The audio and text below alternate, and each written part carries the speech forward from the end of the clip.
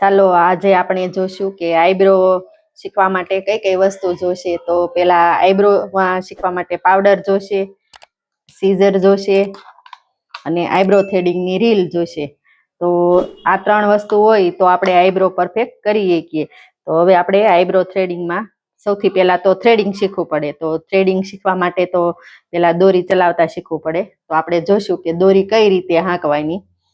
તો સૌથી પહેલા એક છેડો મોઢામાં લેવાનો, પછી આવી રીતના 3 થી 4 થી 5 વખત વળ ચડાવવાના દોરીનો.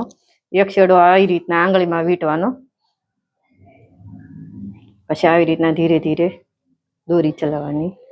2 આંગળી હોય, એક અંગૂઠો અને આંગળી, એ આવી રીતના ખુલ્લી કરવી એટલે આ વળ છે એ ખુલ્લો થાય. પછી અંગૂઠો દબાવી અને ગળેથી દોરી ખેંચવાની. તો આવી રીતના વળ છે એ ઉપર નીચે આવી રીતના થશે.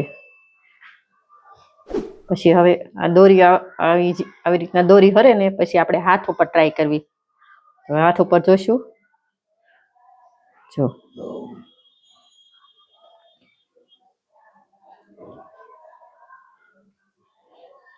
આવી રીતના દોરી હોય ને તો આમાં આ ગાંઠ નથી પડવા દેવાની. તમે જુઓ આ ગાંઠ પડે ને એ ગાંઠ નથી પડવા દેવાની. ગાંઠ પડે તો ચીપટી આવે. એટલે આ ગાંઠ ન પડે ને એ રીતે દોરી આપણે આ ટાઈટ પકડવાની. આ દોરી અને આ દોરી બે ટાઈટ પકડવાની છે, એટલે આ દોરીમાં વળ નહીં ચડે. જો આવી રીતના નજીક નજીક દોરી ચલાવવાની છે. જેમ પ્રેક્ટિસ કરશો ને એમ દોરી એટલી સ્પીડથી ફરશે. શરૂઆતમાં તમને થોડીક વાર લાગે, પણ પછી જેમ પ્રેક્ટિસ કરશો એમ સ્પીડ થાય.